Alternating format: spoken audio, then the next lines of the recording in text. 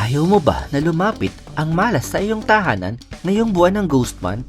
Dahil ang episode na ito ay naglalaman ng mga pamahiin at paniniwala mula sa Feng Shui at Vastu tungkol sa mga halamang dapat mong ilagay sa iyong tabi ng pintuan ngayong panahon ng Ghost Month, lalong-lalo na sa Hungry Ghost Month sa August 27 upang hindi tayo pasukin ng mga masasamang espiritu nang sa gayon ay manatili ang swerte sa ating tahanan at upang layuan tayo ng kamalasan. Kaya bago tayo magsimula ay pakipindot mo muna ang subscribe button at bell icon para palagi kang updated sa mga bago kong upload na video. Number 5. Iron Tree Plant o Fortune Plant. Sa paniniwala ng Feng Shui, ang Iron Tree Plant o tinatawag na Fortune Plant ay itinuturing na swerteng halaman na maaari magdala ng magandang enerhiya, kasaganaan at proteksyon sa ating tahanan.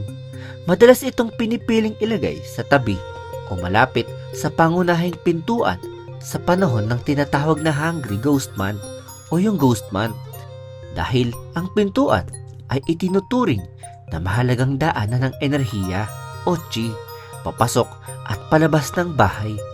Pinaniniwalaan na ang Fortune Plant ay nakakatulong upang salain at balansehin ang enerhiya at magsilbing simbolikong panangga laban sa negatibong impluensya.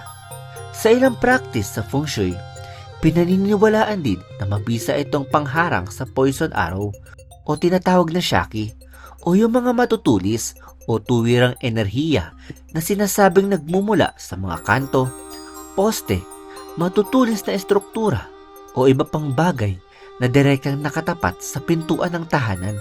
Dahil nga sa matibay ang anyo ng Fortune Plant at ito ay mayroong mga luntiang dahon, iniuugnay rin ang halamang ito sa lakas, katatagan, kalusugan, paglago at kasaganaan. Sa panahon ng Ghost Month, maaari itong ilagay sa gilid ng pangunahing pintuan nang hindi hinaharangan ang daanan upang magsilbing simbolo ng proteksyon at positibong enerhiya. Number 4. Desert Rose. Ang Desert Rose ay isang magandang ornamental na halaman.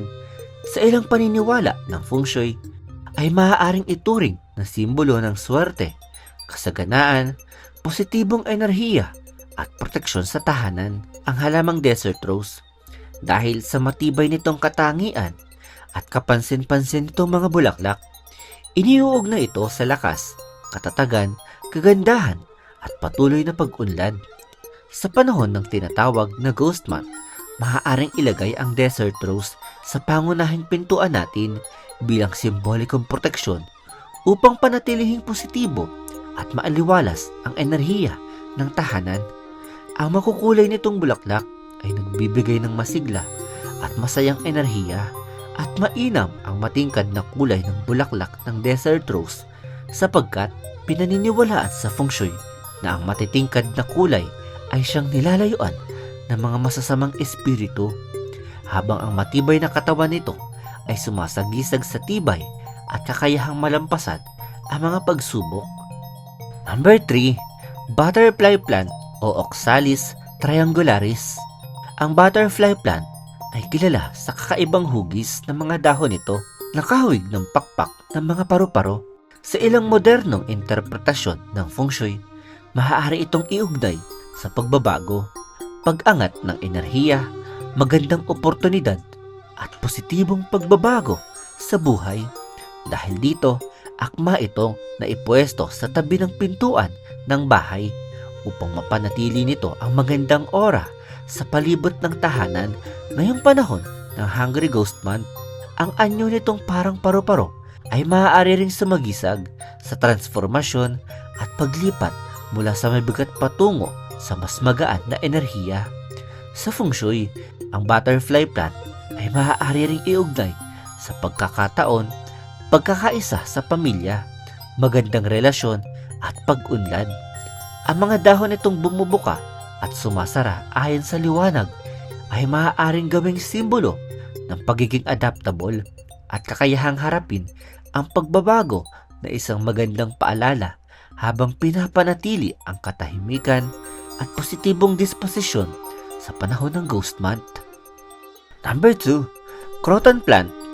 Sa panahon ng Hungry Ghost Month, angkop na ilagay ang croton malapit sa pintuan o front door bilang simbolo ng pagtanggap sa mabuting enerhiya at pagpapanatili ng masiglang atmosfera sa tahanan alinsunod sa feng shui. Ang matingkad nitong kulay ay siyang pinaniniwalaang sumasagisag sa kasaganaan, saya, tagumpay at magandang kapalaran. Ang croton plant ay isang makulay at kapansin-pansing halaman na siyang pinaniniwalaan na ayaw ng mga ligaw na kaluluwa ayon sa feng shui. Ang makukulay nitong dahon na mayroong kombinasyon ng berde, dilaw, orange at pula ay pinaniniwalaan ng ilang feng shui practitioners na nakakatulong na magbigay ng mas masiglang chi sa isang espasyo at maaari rin itong gamitin bilang simbolikong paalala na panatilihing malinis, maliwanag at maayos ang entrada sapagkat mahalaga sa feng shui ang maayos na daloy ng chi sa pangunahing pasukan ng ating tahanan. Ang malusog at lunti ang croton ay maaari rin magsilbing dekorasyon na nagbibigay ng buhay at kulay sa isang lugar. Number 1. Snake plant.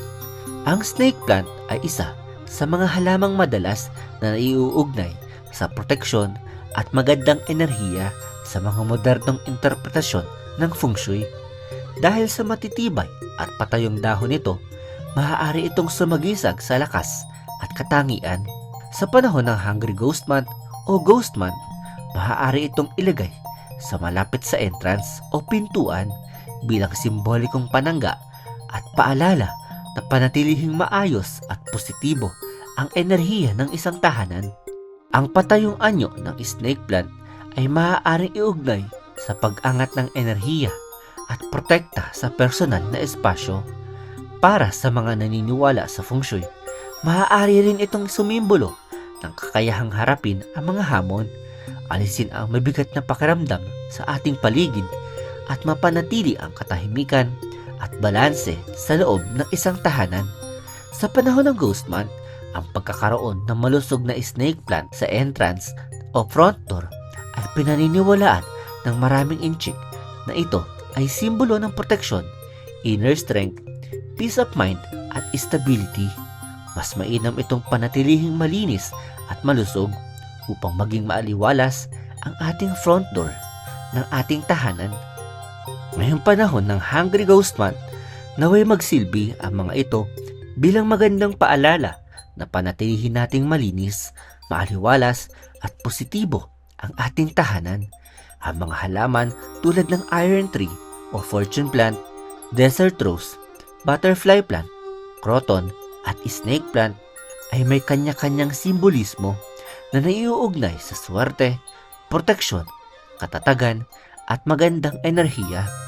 Higit sa lahat, ang tunay na halaga ng mga halamang ito ay hindi lamang nakikita sa kanilang sinasabing swerte, kundi sa kagandahan, buhay at positibong atmosfera na kanilang naibibigay sa ating kapaligiran.